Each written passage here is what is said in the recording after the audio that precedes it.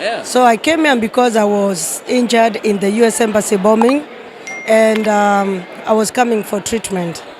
So that's how I landed here. So immediately I glued my face on the window. That's when the bomb went off. I had a deep cut on my face, on above my eye, so I couldn't see. I was bleeding. So she pulled me all the way to the stairways.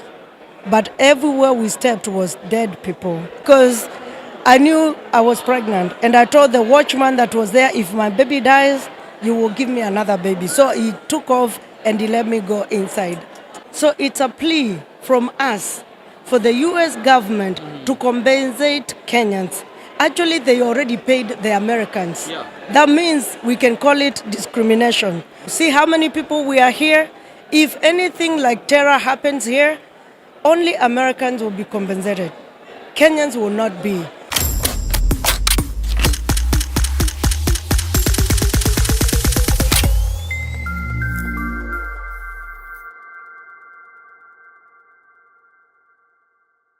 Yeah, check mic 1 2. Ladies and gentlemen, karibuni ndani ya Mkenya Marekani. This is a platform where we highlight a lot of things basically affecting Kenyan immigrants here in America, and we are always in Seattle, Washington. Leo kutembea kwingi kuona mengi. We have a guest here from Pennsylvania. And tell us your name briefly. Caroline Mutoka Wavai. Yes. How long have you been in America? Since 201, so that's about 20 years. Hey!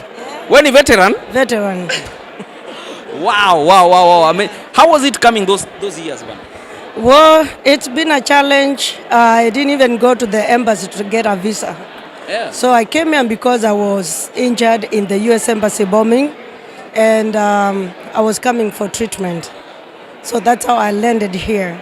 You landed here in DMV direct? No, I went to Oklahoma City because we had an exchange program with the Oklahoma City bombing victims, who in return came to Kenya to visit the other victims in Kenya. So that's how I came here. So you were in that bombing, in that cooperative building? Yes, I was on 19th floor of cooperative building, and I was 7 months pregnant. Yeah, before it hit. What? Yeah. First of all, we thank God because you're here. Yes, we thank God. How was it on that day? You know, the bomb blast of Kenya is so deep in my heart because that was on my birthday, 7th August. Okay.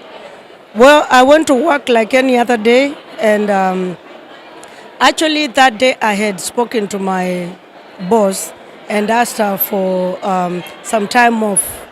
But my sister was doing a program that forced me to go to the building. And I had a 4-year-old son who told me that morning, "Mom, do not go to town. Don't go." My son cried so much. He was 4 years not to go to the city. But at least I went there and went to the building.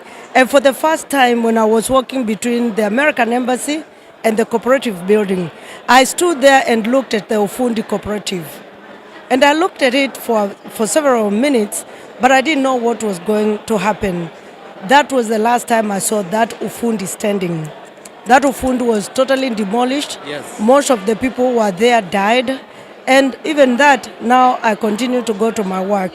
So around 10 a.m., we had a commotion outside. And you know, the banks and the Teacher Service Commission, they were all on strike. So actually we thought that was their commotion.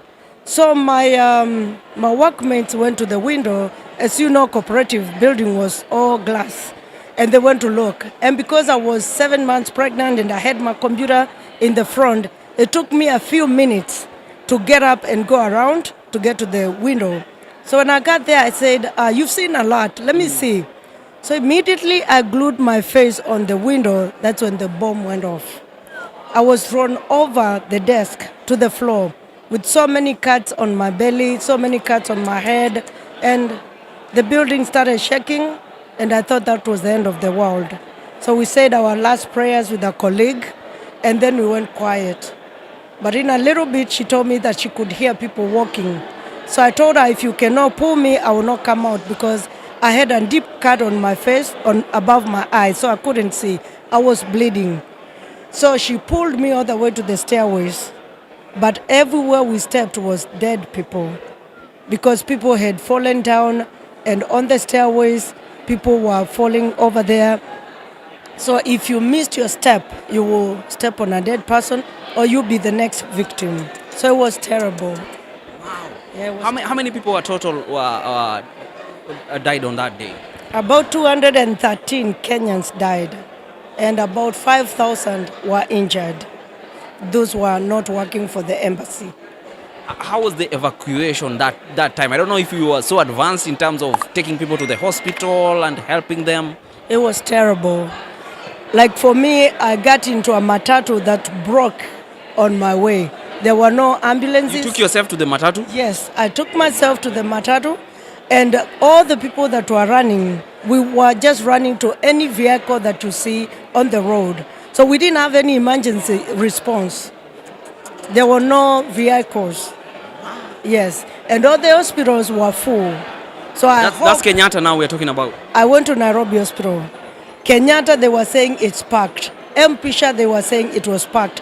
Actually, when I got to Nairobi Hospital, they had already blocked the doors, and they told me that there's no space. So I entered by force because I knew I was pregnant, and I told the watchman that was there, if my baby dies, you will give me another baby. So he took off and he let me go inside. When I got there were so many bodies on the floor. So people who had gone to hospital that day are the ones who were stitching us. They had run out of gloves, out of anesthesia. It was so painful, you know? Yeah. So I'm hoping right now the government has improved on emergency preparedness. How did you deal with that mentally, recovering, not just on your injuries, but your mental health? It's been terrible. When I came here, the September 11th occurred, and I was about to go back to Kenya. So I couldn't get on a flight, so I had to stay here for over and over because I was so scared, I was traumatized. Yes. Wow.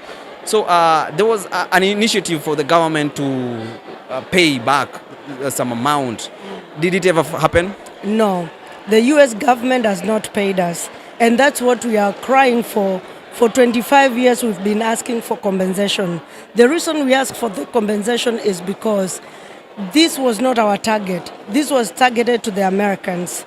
And then the American Congress or government created a fund that collected money from the terrorists that injured us. So that money is still there, but us Kenyans are excluded from that fund. So today I came here to ask President Ruto, when he meets President Biden, to plead with him so that he can authorize or endorse or whatever he can do to make sure that they amend that act so us Kenyans can benefit on that. So many people are totally blind. Children are not going to school because their parents died, or people were fired because they could not function anymore because they got injured. Yeah. So it's a pathetic way people are living today.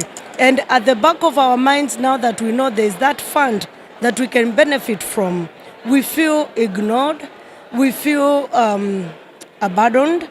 So it's a plea from us for the US government to compensate Kenyans. Actually, they already paid the Americans. Yeah. That means we can call it discrimination. But we don't want to go there. We just want them to peacefully compensate us. Yes. Wow.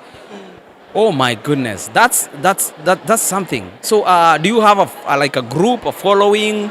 How do you make sure that the people you are with in that ordeal are still covered, or they are still going on well? Actually, like today, I posted, we have a group that has 847 victims. Either they lost their parents, or either they are totally blind, or they were injured, or they lost their jobs. All those categories, we have them in a group called Information Center. That's where we post most of everything that is happening. And we actually approached the Senate. The Senate has debated this, and they've seen the need for the US government to pay us. Yeah. In fact, last week they concluded their report. They gave a progressive report that should be taken to President Ruto so he can take with him to President Biden. We see this as a golden opportunity. Yes. Wow. So are you gonna raise your hand up whenever there is a question to shoot this question? Yes, and I hope they will. I hope they will give me that mic. You come ready? Why I came here. Yeah. Yes. Wow. Hopefully there's gonna be something out of your awareness, to just bring that out. And I believe the senator and the ambassador will be here. They are Meg Whitman. I hope so. Yeah. I hope so. Wow. Oh my goodness, that's quite a story. So do you have other members that are also in America? Yes, actually they just called me. They are following up. We have about 21 victims who are in different states here in America. We are in a chat. We always talk, and we are really striving and hoping that this can come to an end, that the American government can accept, because this is justice denied, So we are crying for justice. Are you like their chairlady? Well, they call me international coordinator, convener, because actually I'm the one who took this matter to the parliament in Kenya. We had been forgotten for 24 years. And then when I speak about it here in America, they ask me, what is your government doing? Yeah. So I went to my senator, Honorable Agnes Kavindu. I told her how much we are suffering. Actually, I told her 2012, but she was not a member. She was not a senator then. So now that she's a senator, she took that matter to the Senate, they debated it, and now they've pushed it. And we are hoping we will get paid. Wow. The Senate of Kenya has done marvelous. So it's actually for the president now. To sign the bill? Yes. Wow. No, to put it to the President Biden. Yeah. Yes. Which is going at the end of the week. Yes. Yeah. Yes. Wow. That's quite a story. Any last of words you want to say to our viewers? Yeah, I want to say that this bill is not only for the victims. This bill, see how many people we are here? If anything like terror happens here, only Americans will be compensated. Kenyans will not be. So I'm calling on diasporians, when we start coming to you to ask your senator, because this will go to Congress, it will be a debate. So I'm asking all the diasporians to support us. And when you support us, you are supporting victims that are in Kenya, that were going to their normal duties like us. So let's all get together and support each other. And also when you get time, you can reach out to those victims. Some of them call me because they don't have medical. Yeah. And there's a lot of need over there.